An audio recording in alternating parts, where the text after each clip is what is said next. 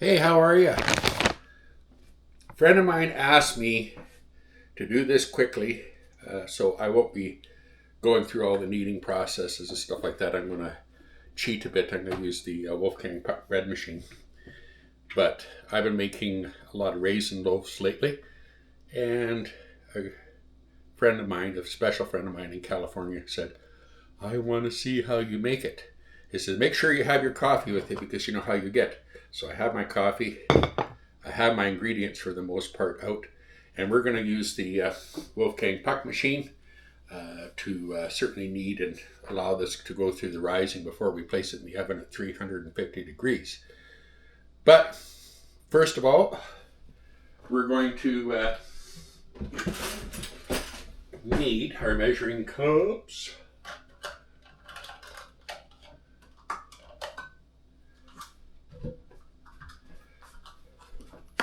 We're going to need 3 cups of all-purpose flour.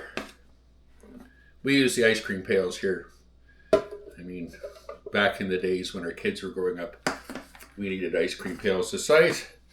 Use good like that. So you want 3 cups of flour.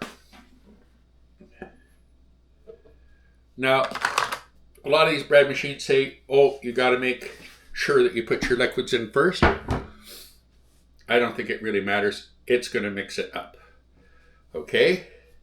So the secret to a good raisin bread is what you're doing. I like to mix it up a bit. So I'm going to take a 1/4 cup of,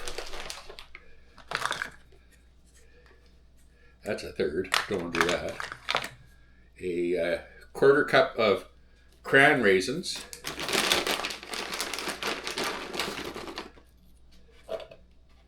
Maybe we'll make it half. Let's go 1/2 cup of cran raisins. Probably wants it really raisiny anyway.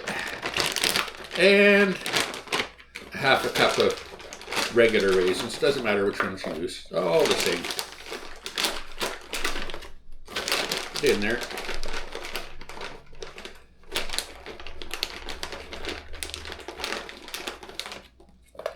There you go. Now, what else you're going to need? This is because everybody says, well, Bruce, your raisin toast is also dark. It's the only thing that I don't put in my regular white loaves. And it's not whole wheat flour, that's white flour. Molasses. It adds to the liquid, it adds to the body, and it adds to the flavor. And again, I usually put a 1/4 cup in there. That obviously was not measured, but I got a good idea what I'm doing. Now, a lot of people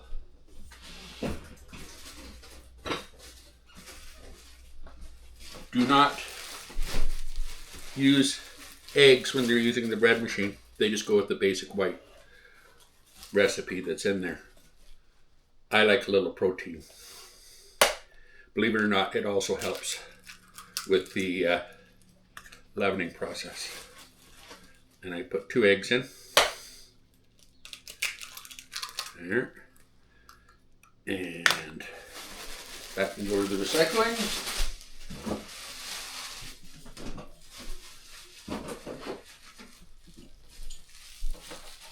Okay. About 4 ounces of milk. Again, they say water. We're going to put water in there too. But I got my yeast starting to go in the water. So I put about 5 tablespoons of milk in.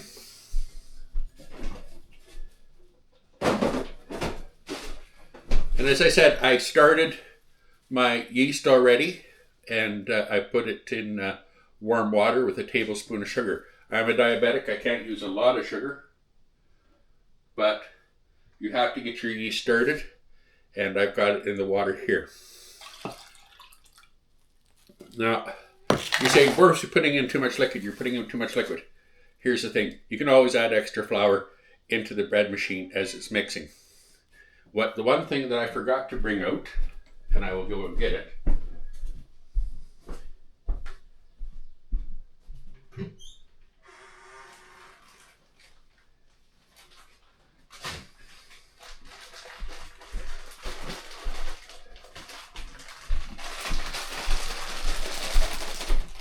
is brown sugar.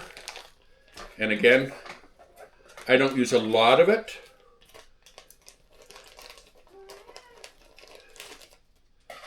but enough to get me by. This adds a little bit more sweetness. Yeah, I mean, you get plenty of sweetness from the fruit, but this also helps. And we've got about a little less than a third of a cup.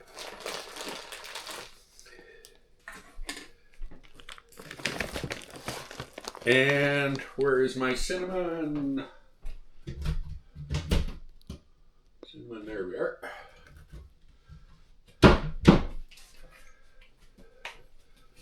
Two tablespoons. And I pretty much know what 2 tablespoons looks like. So what we're going to do, let's not forget our butter or oil. Get a little bit of vegetable oil in there. You can use butter, Crisco, whatever you want. 2 tablespoons.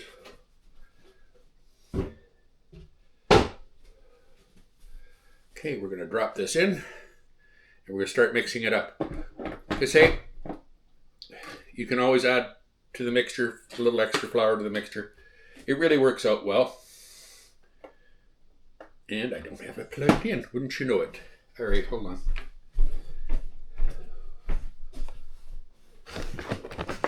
We'll get this working.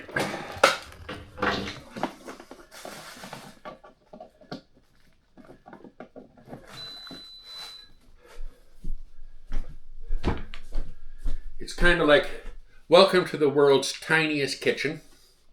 And, unlike most prairie kitchens, which are huge, ours is pretty compact. And it's just chunk loaded full of stuff and meat cutting equipment, you name it. Anything there is to make sure that everything gets done in the house and all the cooking that needs to get done in the house. So we want our loaf to be dark. But again, like I said, we're going to be putting this into the oven for its final rise in a loaf pan. I find that that works a lot better. That way it doesn't burst over top of the bread machine as it rises. And you can get for half an hour, what you do is you turn your oven on to 195 degrees. Once it gets there, you turn it off. You put your bread dough into bread pans. And from there, you let it raise probably about 30 to 35 minutes, and you're going to bake it for 40. Hang on, I'll put this in the garbage.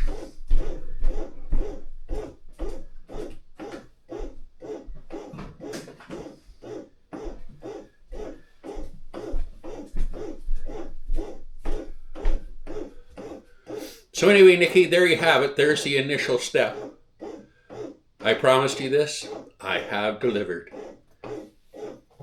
I'll let you know how it turns out.